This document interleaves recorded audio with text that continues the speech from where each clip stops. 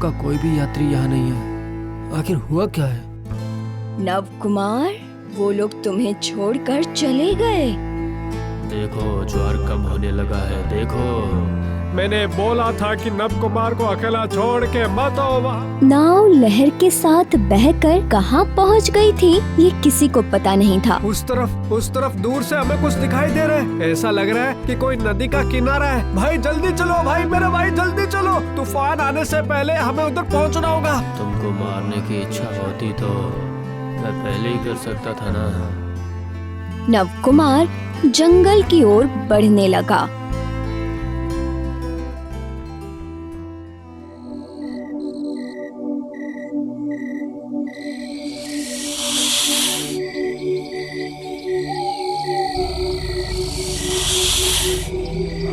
मुझे पहले ही लगा था कि इस जंगल का कोई अंत नहीं है। अरे वहाँ क्या है? शेर तो नहीं है ना? थोड़ी देर बाद जंगल में एक शोर सुनाई देता है। चारों तरफ घना अंधेरा छाया हुआ था। उसमें नव कुमार को ठीक से दिखाई नहीं दिया, लेकिन उसे डर लगा। अगर सच में शेर है तो मैं इस थके हुए शरीर के साथ उससे लड़ाई कर पाऊंगा? माँ की बात सुने बिना समुद्र यात्रा में निकलना कितनी बड़ी गलती है, वो मुझे अब समझ में आ रहा है। नहीं तो क्या मेरे साथ ही मुझे ऐसे ही छोड़ के जा सकते थे क्या? नव कुमार थोड़ी देर खड़ा रहा। जब उसे लगा कि शेर नहीं है तो वो फिर से वहाँ से आगे बढ़ गया। दूर एक रोशनी दिखाई दे रही है ना? हाँ, दूर एक पीली रोशनी है। ऐसा लग रहा है कि कभी कभी आंखों के सामने आ रही है। वास्तव में नव कुमार को दूर एक पीली रोशनी दिखी। हालांकि रोशनी बहुत तेज है, बिल्कुल आग की रोशनी के समान। अगर सचमुच जंगल में आग लग रही है तो इसका मतलब कि यहाँ लोग हैं। मैंने तो कभी नहीं सुना कि जंगल में अलाय की रोशनी होगी।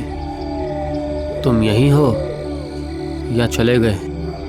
नव कुमार अंधेरे में उस छाया शरीर को खोजने लगता है जिसे वो थोड़ी देर पहले मिला था। तुमने इस संकट के समय मेरा साथ छोड़ दिया। तुमने ही तो बोला था हम दोनों एक ही हैं। फिर भी नव कुमार पता नहीं किस चीज से टकराकर वहीं गिर जाता है।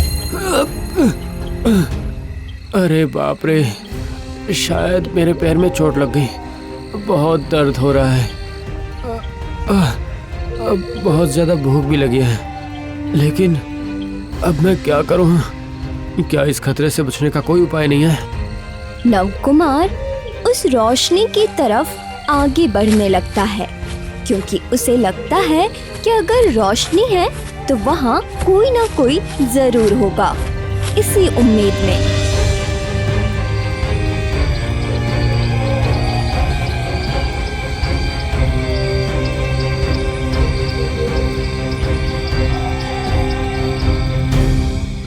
लगता है कोई आदमी है, लेकिन मैं इधर आया हूँ ये उनको समझ में आ रहा है क्या? क्या मैं एक बार उनको बुलाऊं? नहीं, पहले सामने जाके देखता हूँ।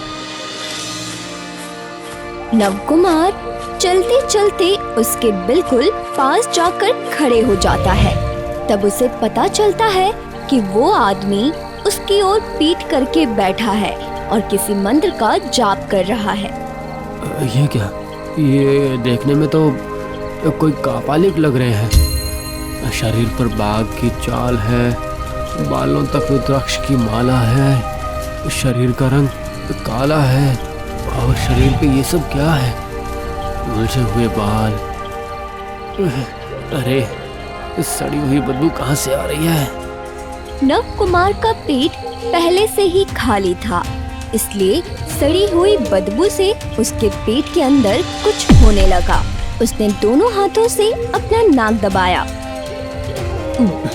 सत्यानाश, ये तो एक लाश है और लाश अभी आंखें बंद करके सो रही है।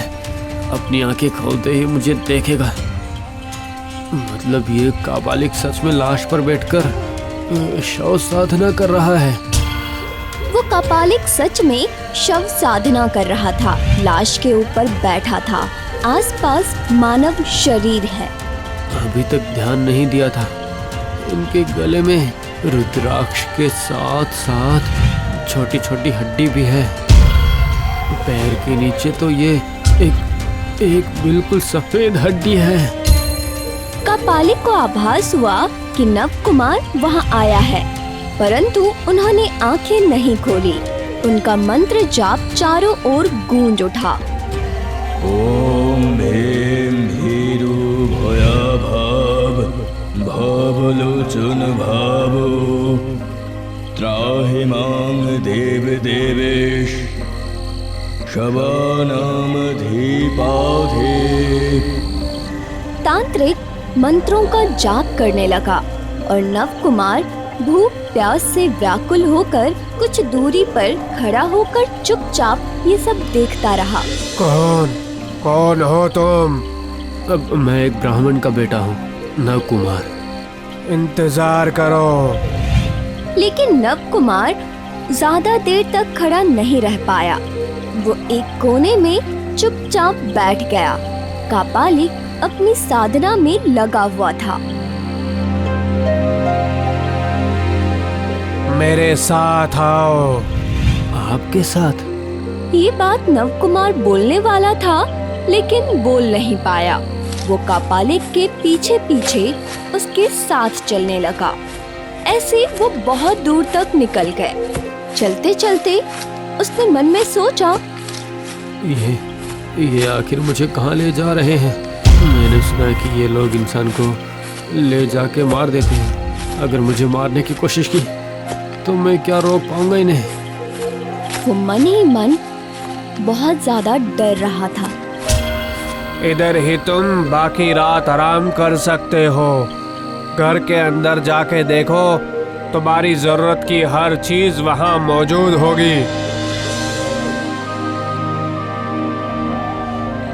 सही है, घर के अंदर फल भी है, घड़े में पानी भी है, ऊपर शेर की सूखी हुई चमड़ी भी यहाँ रखी हुई है।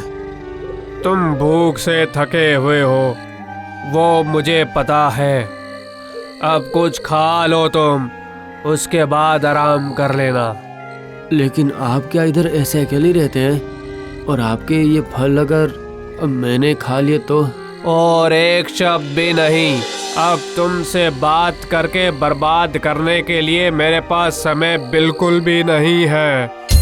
अगर खाने की इच्छा हो तो खाओ, वरना मत खाओ, तुम्हारी मर्जी है बेटा। लेकिन एक और बात, पूरी रात तुम इसी के अंदर रहना। सुबह सूरज निकलने तक और मेरे लौटने तक तुम बाहर मत निकलना। ये बात अच्छे से याद रखना तुम। कापालिक अगर कह रहे हैं तो सब फल खा लेता हूँ, फिर थोड़ा आराम करके सुबह उठ के बाद की मैं बाद में ही सोचूंगा। नव कुमार उस फल को खाने लगे। कापालिक बाहर खड़े होकर ये सब देख रहे थे। ये फल खाकर इधर ही रहो तुम। मन हुआ तो सो जाना, नहीं तो जगे रहना। लेकिन खबरदार, घर से बाहर बिल्कुल भी मत निकलना। यहाँ बैठकर शेर की आवाज सुनाई देगी तुम्हें, लेकिन बाहर नहीं निकलोगे।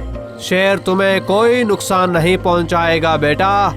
तुम्हें भैरव ने भेजा है, तुम्हारी मदद करना मेरा कर्तव्य है। भैरव? वो कौन है? लेकिन मैं तो इधर नाव से आया हूँ। मेरे साथियों ने मुझे इधर। तुमसे बात करके मैं अपना समय बर्बाद नहीं कर सकता हूँ, इसलिए मैं अभी चलता हूँ। कापालिक और उधर रुका ही नहीं, अंधेरे में कहीं गायब हो गया। उसके जाने के बाद ये कापालिक कौन है? अब ये इतने घने जंगल में जिधर शेर का डर है, क्या वो यहाँ पे अकेले रहता है? इतनी रात को आखिर वो अकेला कहाँ चला गया? वो जितना इस बारे में सोचता, उसके सर में झनझनाहट होने लगती। धत, अब मेरा क्या ही काम है? खाना मिल गया, पानी मिल गया, अब थोड़ा आराम कर लेता हूँ। नव कुमार वहीं पर सो जाता है।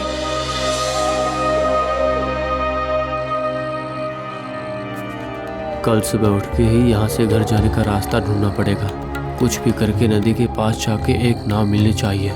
कापालिक के साथ इधर और तो नहीं रह सकता मैं। कापालिक इंसान के लाश के ऊपर बैठकर शव साधना करते हैं। पता नहीं, अगर ज़रूरत पड़ी तो मुझे भी मार डालेगा।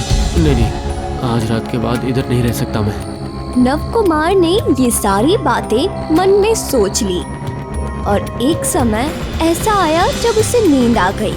लेकिन उसके मन में तब भी एक ही विचार चल रहा था कि किसी तरह वो नाव उसे लेने के लिए वापस आ जाए। शायद सपने में भी वो उस नाव को ही देख रहा था।